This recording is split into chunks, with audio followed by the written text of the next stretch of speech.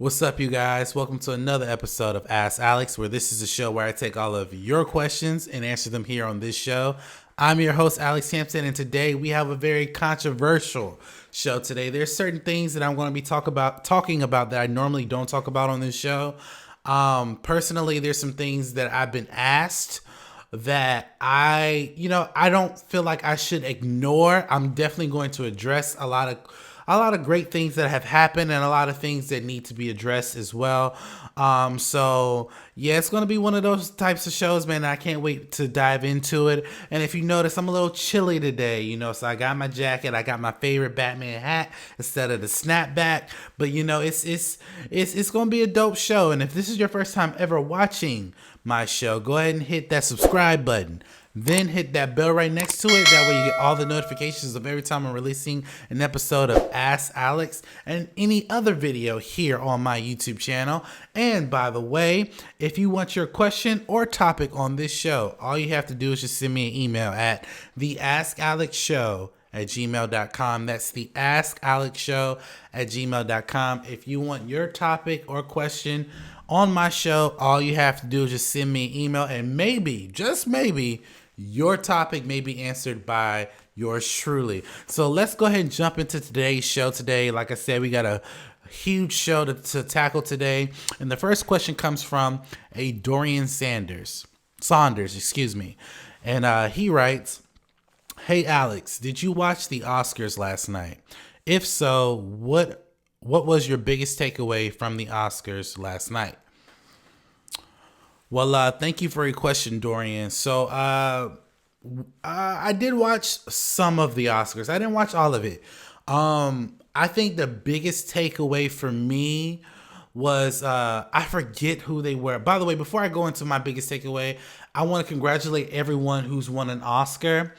I thank you guys for your long and hard work in terms of either writing, scoring, acting. You guys definitely deserve this honor. So my congratulations goes out to all the people who won an Oscar. Two big takeaways for me were the short animated film that was I think it's called Black Hair or Love Hair, something like that. The creators of that show, two black people got an Oscar for that. And I think that was amazing. It was very telling. I never saw it. I never seen it, but I think that them creating something like that and then getting an Oscar for it, I think that is amazing. And then hearing their speech was amazing as well. So that was a big takeaway for me. Another big takeaway for me was that Joaquin Phoenix won for Best Actor as the Joker. And I don't think I've publicly have said my opinion about the Joker movie. And I think the Joker movie is a phenomenal movie. I don't consider it a comic book movie, but it's definitely a phenomenal movie. He did a really good job in that movie. But what was very telling about his win was his speech. The speech that he gave was actually very transparent, and I love that he didn't make him winning that Oscar about him. He was saying that he basically, to sum up what he was saying, he was basically saying that we should go out through our world loving people regardless of whatever race they are, whatever gender they are, whatever religion they rep, or whatever the case may be. And he was just basically saying a lot of truthful things that I thought should be needed at the Oscars. So those two things were really the biggest takeaways for me. I did enjoy the show. For some of the parts that I watched, I didn't watch all of it, but I would have to say those are the biggest takeaways for me. But what do you guys think? What are the biggest takeaways that you saw from the Oscars? Do you think that people who won an Oscar should have gotten an Oscar? Or do you think that, the people who did get an Oscar should have not gotten an Oscar? Let me know what you think in the comments below. Now let's go ahead and jump into the next question, which comes from a Vince Lance. And he writes, "Hey Alex, so Birds of Prey was a box office bomb this weekend. Have you seen this movie? If so, what did you think about the movie, and are you surprised that it didn't do well this weekend?" Well, thank you for your question, Vince. Let me just say that I have seen the movie. And my initial take on Birds of Prey, let me just say this before I give you my initial take. Now, this I was one who said that this movie should have never been made. I have said on my show that this movie's trailers were not that appealing. Okay, I said that I feel as though if DC's going to do obscure properties, okay, but this is one I did not agree with. One, because the general audience probably knows who Harley Quinn is, but really they don't know who Black Canary is. They don't know who Huntress is. They don't know even Black Mask. These are all Batman villains that if you don't have Batman in the movie, people are not really going to flock to see it. So I'm putting out this disclaimer there that I was very upfront about my feelings about a Birds of Prey movie. With that being said, though, I saw the movie. And the movie is actually not that bad. It's okay. I would put it in the class of it's definitely better than Suicide Squad. I would even say it's better than Batman versus Superman. It was action packed. I love the interaction between the different characters. My only thing with this particular film was that, one, I don't think it should have been rated R from the jump. That's what limits your audience in the first place. So that is what hurt the film. And also another thing that I disagreed with the film is that, and without spoiling anything, the story lacks substance. To be honest, you know why the characters are doing what they're doing in the movie, but you kind of start to, as you're watching the movie, you kind of start to lose the validity of why they're doing what they're doing. You just stop caring to a degree. And again, the story for me lacked a lot of substance. It lacked some things that just made me feel like, okay, this is stupid. Why am I watching this? There are some great things. There was a lot of cool action pieces between each individual character. But as a whole, yeah, I was not. As a whole, it's okay. It's okay. It's definitely not, in my opinion, it's definitely not terrible. Now, to answer the second part of your question, do you think I am surprised? Well, I'll say this. I'm not surprised that it didn't do well at the box office, given the fact of what the movie really is. And also, I also said that when you make things rated R, that doesn't necessarily heighten your chances that more people are going to go see it. It actually limits your chances because you're saying that only people who are 17 and older can watch this movie. That means you eliminated people who are 13 and from 13 and all the way up. So that was Warner Brothers making a bad decision. I guess they assumed when Joker made $1 billion and it was rated R, they thought that this movie could at least make half or a lot of money with that. So it's not surprising that this movie bombed at the box office. And again, the marketing, I blame more so on the marketing as well. The trailers were not appealing. And again, if you don't read DC comic books, you don't know who Huntress is. You don't know who Black Canary is. You don't know who Black Mask is. And again, this all goes up to marketing. They did a really bad job marketing this movie. The trailers for this movie were terrible. The TV spots for this movie were terrible. Even them doing interviews about this movie, to me, I won't say who, but some of the interviews that they went on, they didn't even seem excited for the movie as they were promoting the movie. So in my opinion, what really sunk this movie was making it rated R and then the marketing. And again, I encourage everyone to go see Birds of Prey if you're a fan of DC or if you're a fan of comic books in general, because it is a okay film, but for me, it lacks substance. So, but what do you guys think? Did you guys see the movie? Did you guys think it was a good movie? Did you guys think that, you're not surprised that it bombed at the box office? Jump down in the comment section below and let me know your thoughts. Let's start a dialogue about it. Now let's go ahead and jump into the next question, which comes from a Mary Harper. And she writes, "Hey Alex, how do you feel about Gayle King's interview with Lisa Leslie? As a journalist, do you think she did the right thing by asking the hard questions? I'm curious on what your thoughts are about this situation. Thank you for your question, Mary. So this is what I kind of meant earlier in the show, that I will be diving into something controversial. Also, let me start off by saying I don't do drama. I don't talk about drama. I don't talk about people. I don't talk about negativity. But I got a lot of questions about this. And I've had people who ask me, because, if you ever watch anything on my show, I interview celebrities, I interview actors, I interview media personalities. So I am in the same ballpark as certain people who interview people. And what Mary's referring to, if you don't know, Gayle King recently did an interview with Lisa Leslie about Kobe Bryant's passing. And in the interview, in the clip, she's asking about Kobe's court case that happened back in 2003.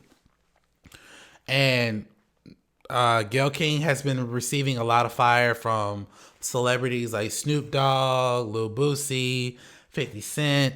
A lot of people are literally coming for her.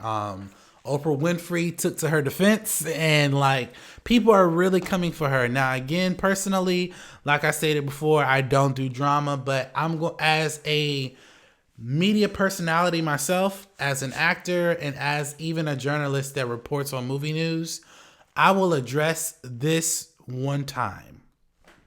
This will probably be the only time I address something like this. So for me, Gayle King was absolutely wrong in how she did that interview, at least that part of the interview, how she conducted. This is how I feel as a media personality, as a journalist. We have a responsibility to have a great interview, but we also have the responsibility to make that person we're interviewing comfortable. If you watch any of my interviews, I don't dive into negativity. I don't dive into, super personal things. I want to focus on the positive things that you are doing right now, because that's really all that matters.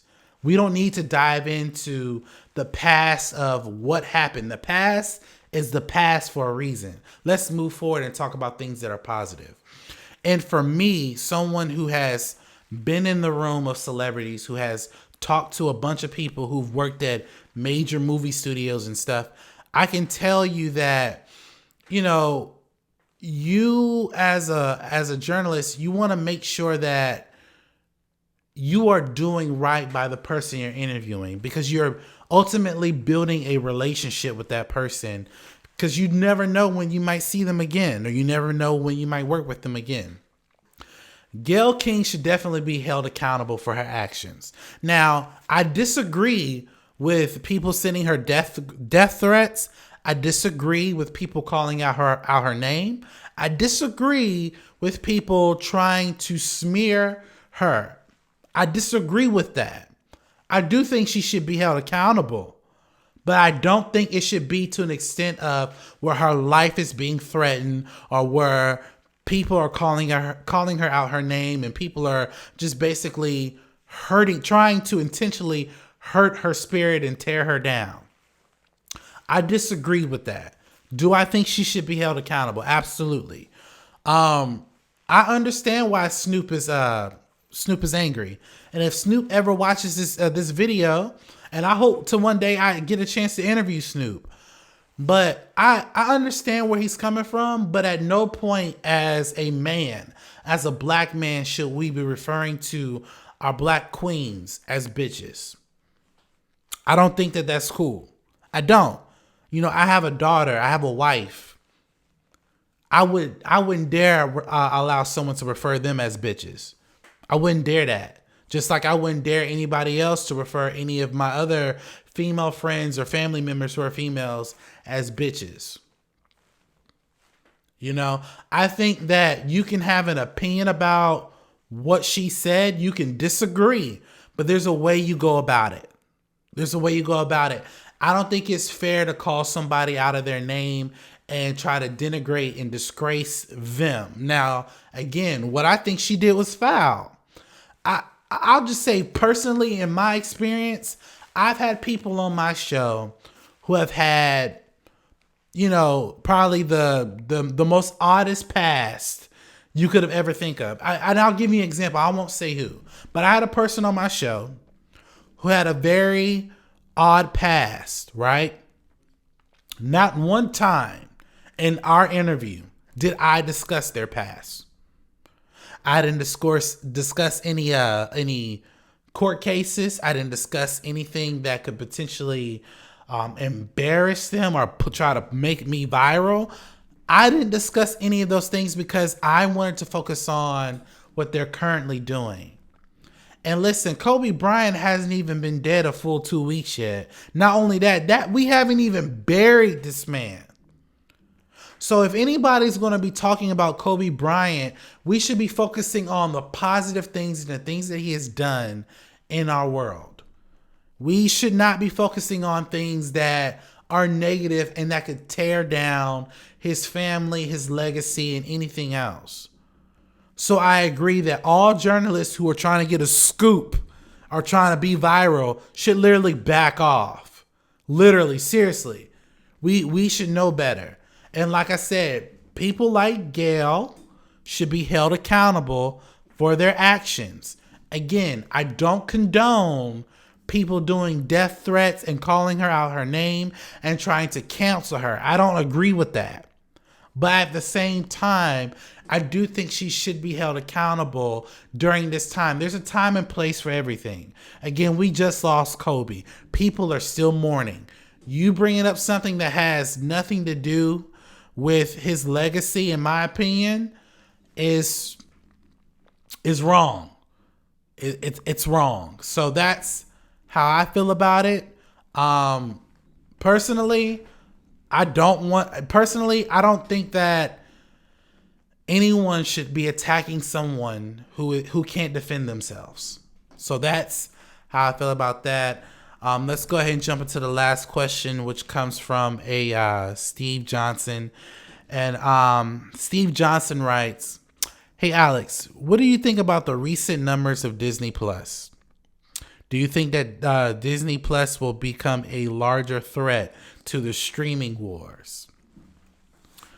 Well, thank you for your question, Steve. Listen, sometime last week, it was being reported that Bob Iger came out. Excuse me, Bob Iger, the CEO, the chairman of Disney, all things Disney, whether it's theme parks, media, all that stuff. The chairman, this guy, Bob Iger, has said that Disney Plus has hit over 28.5 or 0.6 million subscribers in the time that it's been out. Now, Disney Plus hadn't even been out for a whole year yet, and it has hit over 28 million subscribers. There was a report that Variety did about a few months ago where Disney Plus had stated that they are expected to hit 60 to 90 million subscribers 2 years than they expected it. So within their first year, they haven't even, again, Disney Plus hasn't been out for a whole year. They have hit over 28 million subscribers. Listen, are they going to become a larger threat? Hell yes. They're putting out shows like The Mandalorian, which is freaking amazing. They're putting out shows like Falcon and the Winter Soldier, which looks amazing. They're putting out shows like WandaVision. They're putting out shows like Loki. They're putting out all these great content. We're getting an Obi-Wan series. We're getting all of this stuff. Not only that, we're getting some of these great Disney movies that come out on theaters to release exclusively on Disney Plus. So these things that Disney is doing, they're becoming a threat. Yes. Do I think that other streaming services should be scared? Absolutely. Disney, along other media companies, Disney is one of the biggest media companies in the world that has prominent content that is kind of hard to compete against. They own one of the two biggest IPs that they own are Star Wars and Marvel. Those, and I'm not saying that you can't compete against them, you can, But if I'm a person who loves Marvel movies, you damn right I'm going to subscribe just so I can see Falcon and the Winter Soldier. And by the way, we're getting Falcon and the Winter Soldier in August. In October, we're getting The Mandalorian season 2. And I believe in December or November, we're getting WandaVision. Like, bro, like they are doing some immaculate things, and I am not surprised by these numbers. Mind you, the very first day of launch, they hit over 10 million subscribers. So Disney knows what they're doing. We are definitely going to see an uproar when it comes to Disney Plus. Now, like I've stated before, will they overtake Netflix in the next 5 or 10 years? It's very possible. If I'm Netflix, I would start thinking about certain strategies and different shows and movies that I could use to compete with this. If I'm Netflix, if I'm HBO Max, if I'm Peacock, if I'm CBS All Access, if I'm any streaming service, I would try to figure out methods to compete with this, because I'm being honest with you. When Falcon and Winter Soldier drops, people are going to be like, what? When the season 2 of Mandalorian drops, people are going to be like, what? And keep in mind, I think majority of those subscribers subscribe to Disney Plus solely for The Mandalorian. That was for one show. We're about to get 3 shows in the next few months. Yeah, Disney Plus they're killing it. They're killing it. So thank you for your question, Steve. Thank you guys so much for watching this episode of Ask Alex. Please like, comment, and subscribe to my YouTube channel, where you get all the constant updates of every time I'm releasing a video here on my YouTube channel. And guys, stay tuned for more interviews, more one spots. Hero TV is back. We're doing a lot of great content here, and I want to thank you guys for continuing to watch. If you also want to support what we're doing here at Momentum Media, go to my Patreon page. I have 3 tiers on there. I will be expanding some more tiers, but I have 3 tiers on there. You can help donate to our cause, where we're creating great content for our YouTube channel. So thank you guys so much for supporting us there on Patreon. And as always, I always say this: you guys have a blessed day. We'll be right back.